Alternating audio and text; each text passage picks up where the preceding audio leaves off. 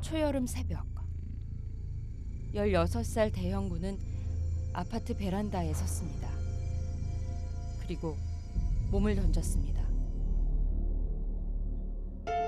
천만다행히 차 지붕 위에 떨어져 살았습니다. 그런데 피투성이가 된 몸을 다시 일으켜 아파트 옥상으로 올라갔습니다. 다시 몸을 던진 대형군은 그렇게 아프게 삶을 마감했습니다. 태은이가 죽었어. 그거 한마디를 하고 막 몫으로 폭포수처럼 막 집사람이 우는데 땅이 꺼져버린다고. 그러니까 침대가 꺼져버리고 하늘이 무너져버린 것 같아. 내 몸이 없어져 버린 것 같아. 완전히 침도 마르고 물 한 모금도 마실 수 없고 꼼짝을 못 하겠더라고.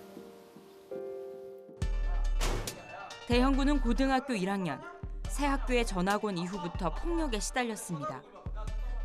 이유는 없었습니다. 운동도 잘하고 인기도 많았던 대현이는 언제부턴가 아이들의 공격 대상이 됐습니다.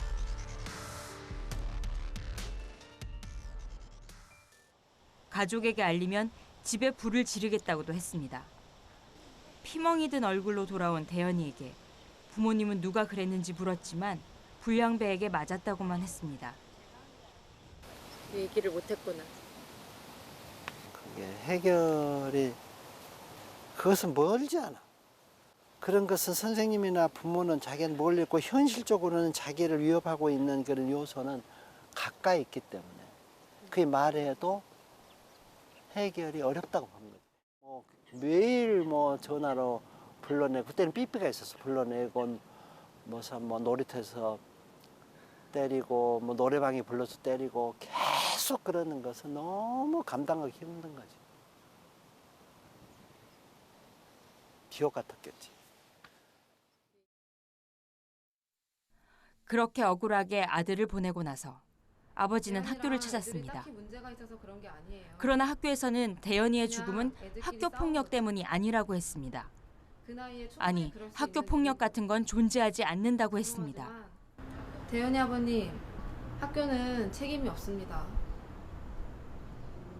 가해 학생, 부모, 그 누구도 사과 한마디 없었습니다. 대현아, 내 아들 대현아.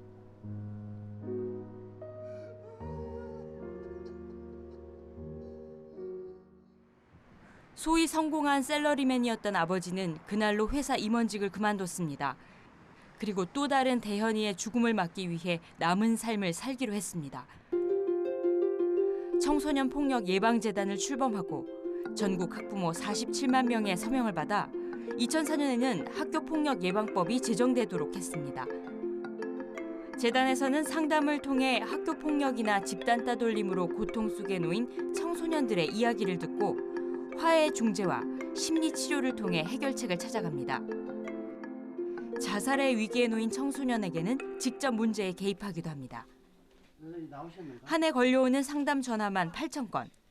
지난 21년 동안 직원만 330명이 일하는 청소년 NGO로 성장했고 남은 재산도 모두 이곳 청해단에 기부하기로 했습니다.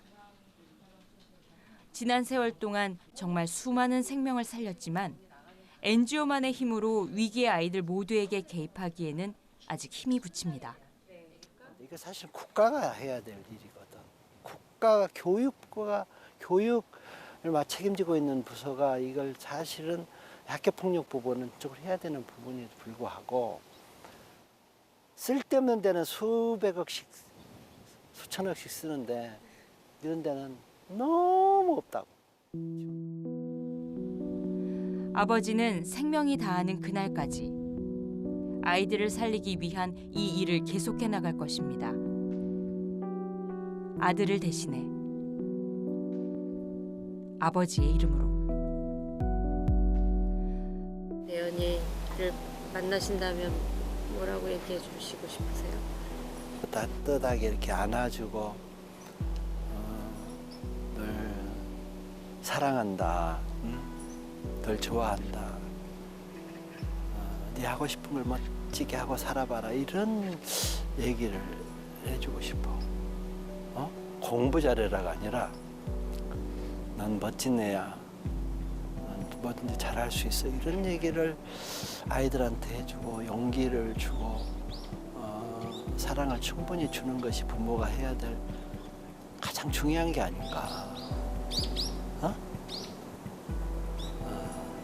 그런 생각을 절실히 하죠.